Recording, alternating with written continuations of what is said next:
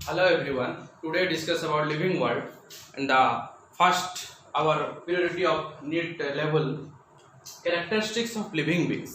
ये जो आपका लिविंग वर्ल्ड है, लिविंग वर्ल्ड में हम तीन पार्ट को डिस्क्राइब करेंगे ज्यादातर। एक है आपका कैरेक्टरिस्टिक्स ऑफ लिविंग बींग्स और एक नेक्स्ट है आपका taxonomy and nomenclature. Last one is taxonomical aids.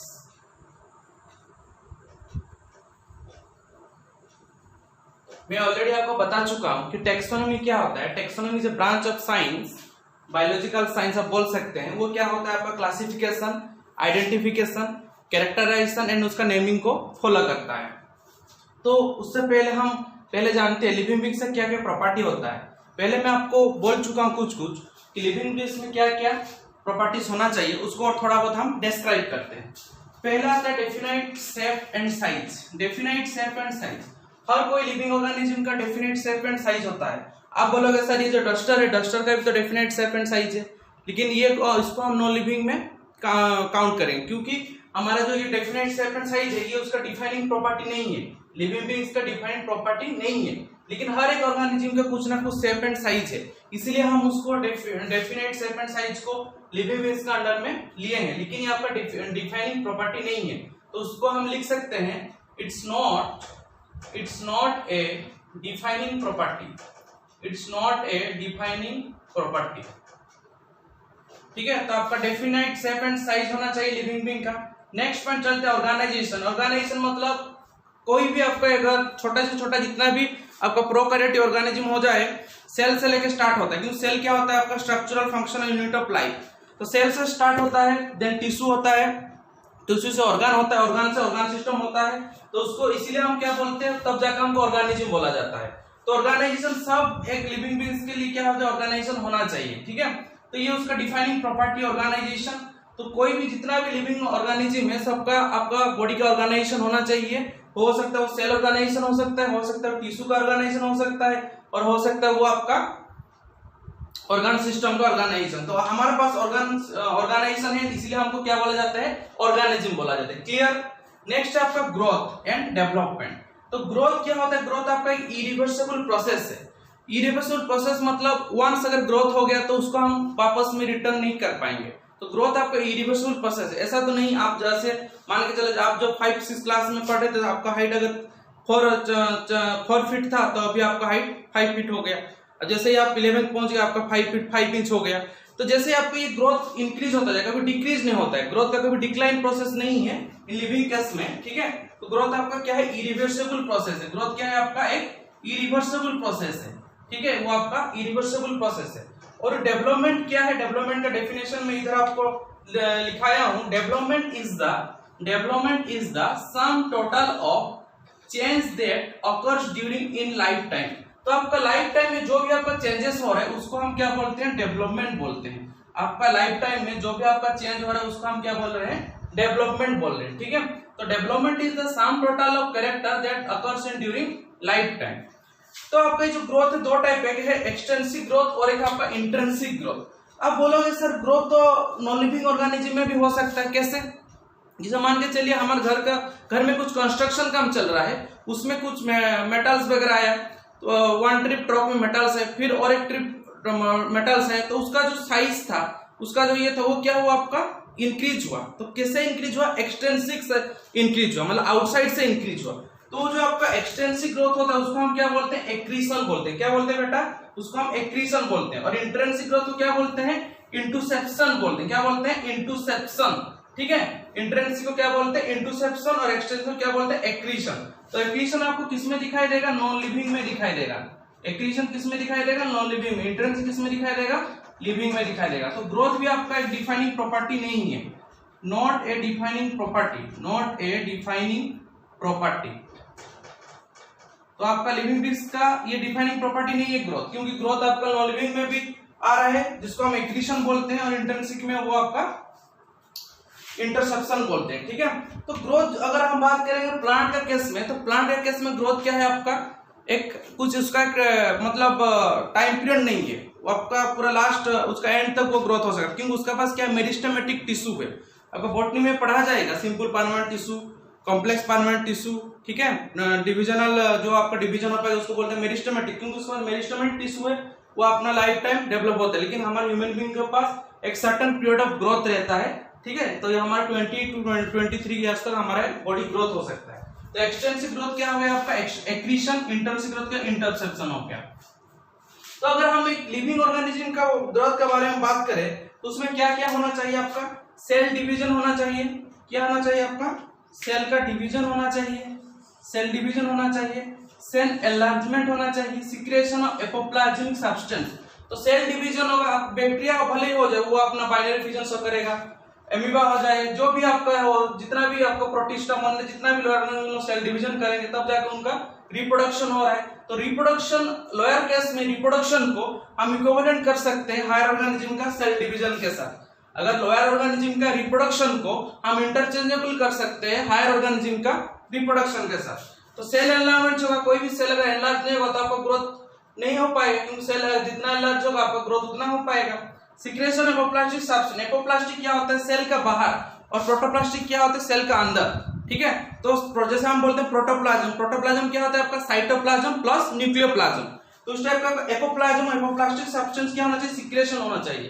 तो आपका सेल्स के बाहर जो सब्सटेंस जितना सा सिक्रेटरी आपका जो भी ऑर्गेनिल है वो क्या करना चाहिए, सिक्रेशन होना चाहिए, जाके क्या होगा वो ग्रोथ का रेट बढ़ पाएगा। तो सेल डिवीजन होना चाहिए, सेल एनलार्जमेंट होना चाहिए, सिक्रेशन होना चाहिए ऑफ एपोप्लास्टिक सब्सटेंस।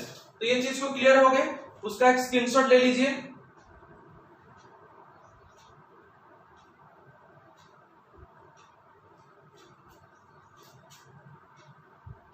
अब हम चलते हैं मेटाबॉलिज्म। मेटाबॉलिज्म क्या होता है, हर एक लिविंग ऑर्गेनिज्म में आपको मेटाबॉलिज्म शो करेगा।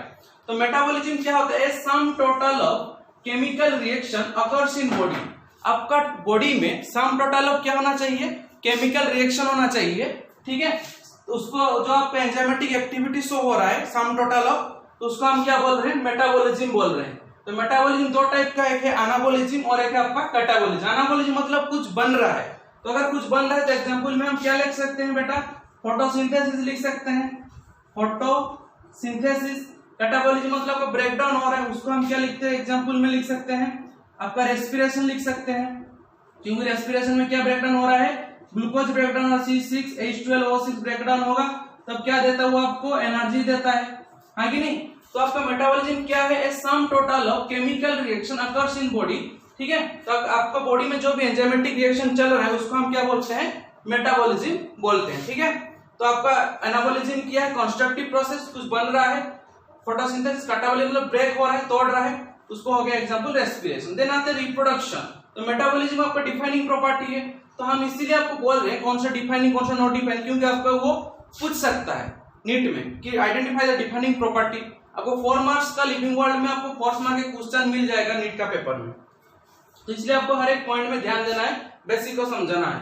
रिप्रोडक्शन क्या होता है, रिप्रोडक्शन जैसे मान के चलिए कि रिप्रोडक्शन में आपका डिफाइनिंग प्रॉपर्टी नहीं है लिविंग ऑर्गेनिज्म का। कैसे, जैसा मान के चलिए ऐसा कि रिप्रोडक्शन हम कब बोलेंगे, जब मान के चलिए अगर आपका एक जनरेशन रिप्रोड्यूस हो रहा है देन नेक्स्ट जनरेशन रिप्रोड्यूस होना चाहिए। लेकिन क्या हो रहा है, मेल डोंकी को अगर हम कर रहे हैं फीमेल डोंकी के साथ इंटरस्पेसिफिक हाइब्रिडाइजेशन करते हैं मेल डोंकी और फीमेल हॉर्स को, तब हमको क्या प्रोड्यूस होता है, मूल प्रोड्यूस होता है। तो मूल क्या होता है, आपको स्टेराइल होता है, ये कभी फर्टाइल नहीं होता। स्टेराइल मतलब जो आपका रिप्रोड्यूस नहीं कर सकता है, ठीक है, और फर्टाइल मतलब जो रिप्रोड्यूस कर सकता है। तो मेल डोंकी के साथ अगर फीमेल हॉर्स को हम रिप्रोड्यूस कर रहे हैं तो क्या आ रहा है, म्यूल आ रहा है, जो कि आपका क्या स्टेराइल है। नेक्स्ट है आपका होम्योस्टासिस। होम्योस्टासिस क्या है, आपका एक्स्ट्रा इंटरनल एनवायरनमेंट को कांस्टेंट रखने को हम क्या बोलते हैं, होम्योस्टासिस। आपका अगर इंटरनल एनवायरनमेंट कांस्टेंट हो रहा है तो उसको हम क्या बोलेंगे, होम्योस्टासिस बोलेंगे। तो ये डिफाइनिंग प्रॉपर्टी है किसका, लिविंग बीइंग का, होम्योस्टासिस। ये क्या कोशिश करता है कि इंटरनल एनवायरनमेंट को कांस्टेंट रखे। नेक्स्ट आता है आपका कॉन्शियसनेस। कॉन्शियसनेस क्या है आपका, जैसे मान के चलो अगर कोई भी एक्सटर्नल स्टिमुली हमको आ रहा है तो हम तुरंत उसको हम सेव मतलब अपने को सेव करने के लिए हम अपना सुरक्षित स्थान पर चले जाते हैं, ठीक ना। तो कॉन्शियस जैसे मान लीजिए कोई भी प्लांट आप देखे होंगे, बहुत सारा आपको एक प्लांट का साइंटिफिक नेम मैं उसमें बताऊंगा, वो क्या था, आप उसको टॉर्च करने जाओ, टॉर्च नहीं प्लांट उसको बोलते हैं एक्चुअली, साइंटिफिक नेम उसका अदर कुछ है। तो उसको जब आपको टॉर्च करना जाए तो वो अपने आप को ऐसे धीरे से ऐसे आप उसका लीव्स वगैरह से ऐसे धीरे धीरे से स्मूथ हो जाए, ये हो जाता है, क्लोज हो जाता है। तो कॉन्शियसनेस शो करता है, प्लांट भी शो करता है और एनिमल का भी शो होता है, ठीक है, कॉन्शियसनेस। तो कॉन्शियसनेस लिविंग का एक डिफाइनिंग प्रॉपर्टी है कॉन्शियसनेस। Next adaptation. एडाप्टेशन ये आपको इवोल्यूशन में पढ़ाया जाएगा क्लास 12 में। कोई भी अगर ऑर्गेनिज्म है तो उसको एक सुइटेबल एरिया चाहिए जिसमें वो एडेप्टेबल हो पाए। जैसे मैं आपको एग्जांपल दूं, अगर आप चले जाओगे कश्मीर तो वहां पे बहुत ठंडी है, आपको कुछ दिन अनकंफर्टेबल लगेगा, ठीक है। अगर आप कहीं भी जैसे यहाँ का एरिया ना ठंडा है ना गर्म है, आप उसमें सुइटेबल हो पा रहे हो। जैसे राजस्थान चले, बहुत धूप है, वहां पे आपका शरीर में रिएक्शन हो जाएगा, ठीक है, आपको एलर्जिटिक मतलब आपको बॉडी रेडनेस आ जाएगा अगर आप बहुत आपका अगर मेलानिन पिगमेंट कम होगा तो। जैसे बहुत सारी चीजें। एडेप्टेशन क्या होना चाहिए आपका? एडेप्टेशन मतलब एक लिविंग ऑर्गेनिज्म कैरेक्टर है, क्योंकि अगर उसको एडेप्टेशन वो आराम से हो पाएगा, सुटेबल हो पाएगा तो आराम से रिप्रोडक्शन कर सकता है, अपना मेटाबॉलिज्म कर सकता है और अपना होम्योस्टेसिस मेंटेन कर सकता है। नेक्स्ट होता है इवोल्यूशन। कोई भी लिविंग ऑर्गेनिज्म अगर आप धीरे धीरे इवोल्यूट करते रहेगा तो उसमें कुछ ना कुछ चेंजेस आते रहता है, ठीक है। सडन चेंज कुछ कुछ में होता है इवोल्यूशन में, तो हम उसको बाद में देखेंगे इवोल्यूशन चैप्टर में। और एक क्या आपका रिपेयर एंड रीजनरेशन। तो अगर कोई भी आपको चोट लग गया तो कुछ दिन देखना, एक दो दिन के बाद उसमें एक पतला सा लेयर आ जाता है, क्योंकि हमारे उसमें बहुत सारा जो मैकेनिज्म चलता है, हम बताएंगे आपको जब हम पढ़ाएंगे ब्लड क्लॉटिंग वगैरह में। कोई भी आपका अगर हीलिंग हो करने के लिए क्या होता है, repair and regeneration living being का डिफाइनिंग कैरेक्टर है। तो डिफाइनिंग कैरेक्टर ये सब है, ये आपका डिफाइनिंग कैरेक्टर है। एडाप्टेशन डिफाइनिंग है, एवोल्यूशन डिफाइनिंग कैरेक्टर, रिपेयरेशन डिफाइनिंग है, होम्योस्टेसिस डिफाइनिंग कैरेक्टर है, ठीक है, मेटाबॉलिज्म आपका डिफाइनिंग कैरेक्टर है। तो आपको रिपेयर एंड रीजनरेशन होने के लिए आपका मतलब रिपेयर एंड रीजनरेशन आपका एक लिविंग बीइंग का डिफाइनिंग कैरेक्टर है। नेक्स्ट आता है एजिंग। एजिंग क्या होता है? It is the progressive decline, it is the progressive decline in structure and function. आपको अगर प्रोग्रेसिव डिक्लाइन हो जाए, जैसे मान के चलिए अगर एक बच्चा जन्म लिया तो उसका मैच्योरेशन आता है, मैच्योरिटी आता है, उसके बाद उसका मैच्योरेशन उसका एडोलेसेंस आता है, देन उसका डेथ हो जाता है। तो ये जो प्रोसेस है एजिंग, ठीक है, एजिंग क्या है आपका एक कंटिन्यूस प्रोसेस है जिसको हम क्या बोलते हैं, अगर उसका एजिंग का हम स्टडी करेंगे, अगर एजिंग को हम स्टडी करेंगे तो हम उसको क्या बोलते हैं बेटा? जेरेंटोलॉजी। क्या बोलते हैं? जेरेंटोलॉजी बोलते हैं। अगर हम एजिंग का स्टडी करें तो हम उसको क्या बोलते हैं? जेरेंटोलॉजी। तो एजिंग स्टार्ट्स बिफोर बर्थ। जैसे 9 मंथ्स में बच्चा बाहर निकलता है, लेकिन ये आपका कब से स्टार्ट होता है? जब वो यूट्रस में रहता है, इंट्रायूटेरल लाइफ से उसका एजिंग स्टार्ट हो जाता है। तो एजिंग स्टार्ट्स बिफोर बर्थ, उसको हम क्या बोलते हैं? बायोलॉजिकल एजिंग बोलते हैं। अगर आपका एजिंग आपका स्टार्ट हो सकता है इंट्रायूटेरल लाइफ में, अगर स्टार्ट हो रहा है, ठीक है, तो उस टाइप का एजिंग हम क्या बोलते हैं? बायोलॉजिकल एजिंग बोलते हैं। नेक्स्ट हम चलते हैं बेटा डेथ का तरफ। डेथ आप जानते हो, डेथ आपका यूनिवर्सल ट्रूथ है, हाँ कि नहीं? डेथ क्या है आपका? यूनिवर्सल ट्रूथ है। तो आपका यूनिवर्सल ट्रूथ जो डेथ है दो टाइप्स का है, एक कहता है आपका बायोलॉजिकल डेथ और एक होता है आपका क्लिनिकल डेथ। तो क्लिनिकल डेथ कैसे? मान के चलिए क्लिनिकल डेथ के लिए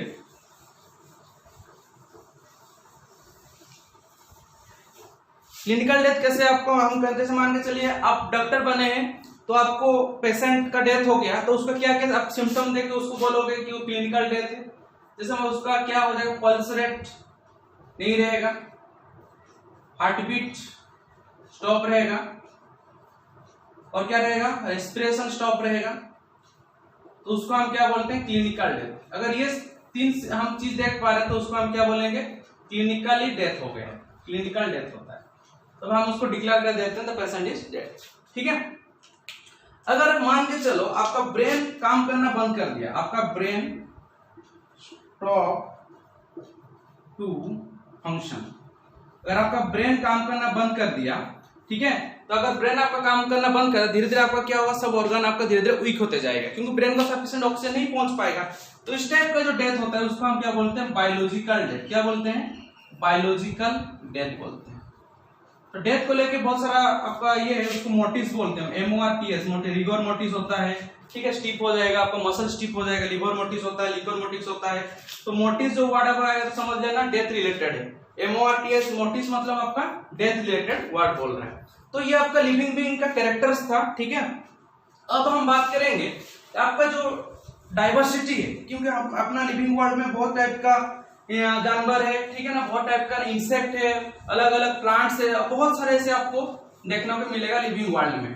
तो लिविंग वर्ल्ड में आपको मिनिमम 1.7 to 1.8 मिलियन अभी तक डिस्कवर हो चुका। 1.7 to 1.8 मिलियन क्या हो सकता है आपका? डिस्कवर हो चुका है, उसका नेमिंग वगैरह हो चुका है, अलग अलग उसको ग्रुप में रखा गया है।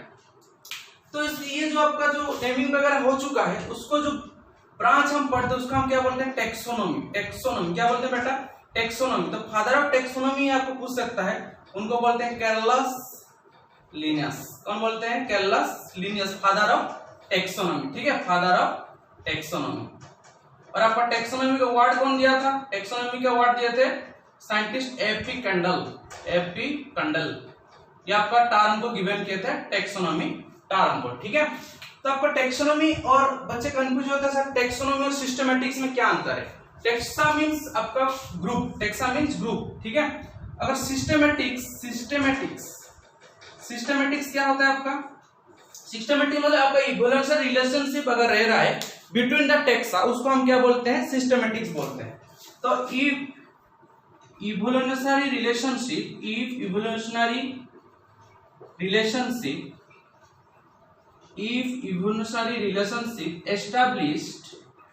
established between different taxa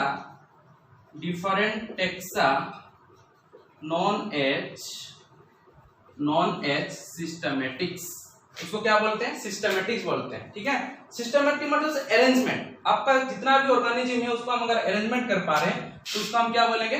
systematics बोलेंगे। ठीक है, तो टेक्सोनॉमी क्या होगा आपका? Branch of science. उसमें क्या क्या टेक्सोनॉमी में क्या क्या पार्ट्स आएगा बेटा? पहले आएगा कैरेक्टराइजेशन। क्या आएगा? पहला आएगा आपका कैरेक्टराइजेशन होगा। कैरेक्टराइजेशन टेक्सोनॉमी का पहला क्या है? कैरेक्टराइजेशन। नेक्स्ट क्या है आपका? आइडेंटिफिकेशन। ये आपको पूछ सकता है स्टेप्स ऑफ टेक्सोनॉमी। आइडेंटिफिकेशन, ठीक है, उसको हम टेक्सोनॉमिकल हायरार्की बोलते हैं। हायरार्की, टेक्सोनॉमिकल हायरार्की, जितना सारा ऑर्गेनिज्म आपको 1.7 मिलियन जो भी ऑर्गेनिज्म डिस्कवर हुआ है उसको ये टेक्सोनॉमिकल हायरार्की के अंडर में रखा गया है। तो आपका 1.7 जो मिलियन है उसमें आपका कम से कम 10 आपका मिनिमम आपका मतलब अगर वो 1% 17 to 18 मिलियन हो गया, 18 लाख, सॉरी 17 to 18 लाख हो गया, तो उसमें मिनिमम 10 लाख आपका कौन सा है? 10 लाख आपका इंसेक्ट्स रहते हैं। 10 लाख क्या है आपका? इंसेक्ट्स है। ठीक है, जितना भी आपका ऑर्गेनिज्म डिस्कवर हुआ है 1.7 to 1.8 मिलियन, ठीक है, उसमें आपका इंसेक्ट क्या है? आपका 10 लाख है। तो उसका क्या होगा? कैरेक्टराइजेशन होगा। और इंसेक्ट तो आप जानते हैं किसमें आता है? आपका आर्थ्रोपोडा में आता है। कैरेक्टराइजेशन यहाँ हम पढ़ेंगे सब कुछ, ग्रुप वगैरह एनिमल सब धीरे धीरे पढ़ेंगे, आपके पास सफिशिएंट टाइम है। कैरेक्टराइजेशन होगा, आइडेंटिफिकेशन होगा, देन क्या होगा? कैरेक्टराइजेशन, आइडेंटिफिकेशन, ठीक है, आपका फिर नोमेनक्लेचर होगा, उसका नेमिंग होगा। ठीक है ना, तो ये उसका प्रोसेस है। कैरेक्टराइजेशन क्या जाएगा? आइडेंटिफिकेशन क्या जाएगा? सॉरी, उसमें नेक्स्ट में आइडेंटिफिकेशन बाद नेक्स्ट आएगा आपका क्लासिफिकेशन आएगा, उसको क्लासिफाई किया जाएगा। नेक्स्ट है आपका नेमिंग, नोमेनक्लेचर मतलब नेमिंग दिया जाएगा आपका ऑल ओवर वर्ल्ड में एक ही नेम में चला। जैसे मान के चले अगर मैं बात करूंगा मैंगो का, ठीक है, तो उसको बोला जाता है मोंगीफेरा इंडिका। मैंगो क्या बोला जाता है? मोंगीफेरा इंडिका बोला जाता है, मोंगीफेरा। ह्यूमन बीइंग की बात करूं तो हम बोलेंगे होमो सेपाइन, होमोसेपाइंस। तो ये नोमेनक्लेचर हो गया। ठीक है, उसमें जो मैंगो में हम जो लिखे हैं मोंगीफेरा इंडिका, एक होता है जेनस और एक होता है स्पेसीज। ये हम बाद में आपको बताएंगे जेनस स्पेसीज कैसा इंडिकेट किया जाता है, कैसे लिखने रहता है, ठीक है, उसको हम बताएंगे। लेकिन आपको दिमाग में होना चाहिए टेक्सोनॉमी क्या है। टेक्सोनॉमी आपका क्लासिफिकेशन करना है जितना सारा ऑर्गेनिज्म को, टेक्सा मींस ग्रुप में, ठीक है, उसको कौन फादर कौन है? कैरलस लिनियस, उसका टर्म को कौन देता है? एपिकंडल। तो सिस्टमैटिक्स क्या है आपका? इफ इवोल्यूशनरी रिलेशनशिप, ये चीज को ध्यान में देना, अगर आपका इवोल्यूशनरी रिलेशनशिप मेंटेन हो रहा है, ठीक है, बिटवीन एस्टैब्लिश हो रहा है बिटवीन द डिफरेंट टेक्सा, अगर डिफरेंट टेक्सा मतलब डिफरेंट ग्रुप में, टेक्सोनॉमिकल ग्रुप में अगर आप इवोल्यूशनरी रिलेशनशिप मेंटेन कर पा रहे हो तो उसको हम क्या बोलेंगे? सिस्टमैटिक। जैसे मान के चलिए यूग्लिना बात करूंगा, तो यूग्लिना आपका ऑर्गेनिज्म का भी शो करता है, प्लांट का भी शो करता है, तो वो आपका एक सिस्टमैटिक्स का एग्जांपल हो सकता है, क्योंकि वो इवोल्यूशनरी रिलेशनशिप मेंटेन कर रहा है। हो सकता है एक टाइम में उसको प्लांट में काउंट किया जा सकता है, हो सकता है उसको एक टाइम में ऑर्गेनिज्म में काउंट किया जाए। जो एक इवोल्यूशनरी रिलेशनशिप मेंटेन और जैसे हमारा मोंकी के साथ इवोल्यूशनरी रिलेशनशिप है, तो उसको लिए हम क्या है? हम लोग प्राइमेट में आते हैं, हाँ कि नहीं? जैसे हमारा क्लास ऑर्डर वगैरह देखेंगे उसमें हमको प्राइमेट में आ जाएंगे। तो ये जो सिस्टमैटिक्स है, ये इवोल्यूशनरी रिलेशनशिप मेंटेन करना चाहिए, उसको हम क्या बोलते हैं? सिस्टमैटिक। तो टेक्सोनॉमी भी आपका अलग अलग टाइप का टेक्सोनॉमी, अल्फा टेक्सोनॉमी है, बीटा टेक्सोनॉमी है, गामा ओमेगा टेक्सोनॉमी है, ठीक है, जो गामा टेक्सोनॉमी उसको हम बाद में डिस्क्राइब करेंगे। तो उसको हम आपको अभी दिखा दे रहे हैं। ये जो टेक्सोनॉमी है हमारा, हम 7 तो टेक्सोनॉमी है, लेकिन हम 8 तो पढ़ेंगे, एक्स्ट्रा एक पढ़ेंगे, क्योंकि आपका नीट का हिसाब से थोड़ा एक्स्ट्रा जानना पड़ेगा, आपको जरूरत पड़ेगा। तो वो जो एक्स्ट्रा जो आपका है वो हम आपको बता दे रहे हैं। पहला आपका आएगा किंगडम आएगा, ठीक है। किंगडम के बाद क्या आएगा आपका फाइलम आएगा। फाइलम हम यूज करेंगे किसका केस में, एनिमल का केस में, और डिवीजन यूज करेंगे किसका केस में, प्लांट का केस में। ये छोटे छोटे बेसिक चीज आपको ध्यान देना पड़ेगा। प्लांट का केस में डिवीजन, फाइलम हम यूज करेंगे ऑर्गेनिज्म और एनिमल का केस में। देन आपका आता है क्लास, देन आपका आएगा ऑर्डर, ठीक है। देन आपका आएगा फैमिली, देन आपका आएगा जेनस, लास्ट में क्या आएगा आपका स्पेसीज। ये आपका सबसे स्मॉलेस्ट है। अगर हम हाई टू लोअर तरफ जाएंगे, अगर हम हाई टू लोअर जाएंगे तो किंगडम से स्पेसीज, अगर हम लोअर टू हायर जाएंगे तो आपका स्पेसीज से किंगडम, ठीक है। तो आपको कंफ्यूज करने के लिए दे सकता है, तो उसको हम अपना टिप ऑफ टंग में आपको रखना पड़ेगा, क्योंकि इसी से आपको एक क्वेश्चन पूछ सकता है। तो सबसे हाई क्या है, kingdom, phylum, class, order, family, genus and species. सबसे लास्ट स्पेसीज। स्पेसीज को कौन दिया था टर्म, उसको टर्म दिया था जॉन रॉय ने दिया था। ये पूछ सकता है आपको नीट में, जॉन रॉय उसको टर्म को दिए थे स्पेसीज को, ठीक है। तो जो किंगडम हो गया आपका टॉप है, लेकिन किंगडम का ऊपर और भी है जिसको हम क्या बोलते हैं, डोमेन बोलते हैं। क्या बोलते हैं बेटा, डोमेन बोलते हैं, ठीक है। तो डोमेन यूकैरियोटा हो सकता है, यूकैरियोटा डोमेन हो सकता है, ठीक है। यूकैरियोटिक प्रोकैरियोटिक क्या है वो भी हम बताएंगे आपको, बस जान लो यूकैरियोटा डोमेन में आता है। किंगडम, फाइलम, क्लास, ऑर्डर, ठीक है, फैमिली, जेनस एंड स्पेसीज। उसको ऐसे याद कर सकते हैं, KPC OFGS, KPC OFGS, ठीक है। KPC OFGS आपका टंग में होना चाहिए, टिप ऑफ टंग में, क्योंकि उसको रिलेटेड आपको कन्फ्यूज करके डाल सकता है कि between the phylum and order which type of taxonomy is present, between the class and family which type of taxonomy is found, between the phylum and order which type of tax. तो ये आपको confuse करने के लिए आपको ये पूछ सकता है। तो आपको ये टैक्सोनॉमी का हायरार्की आपको ध्यान देना पड़ेगा, kingdom, phylum, class, order, family, genus and species, ठीक है।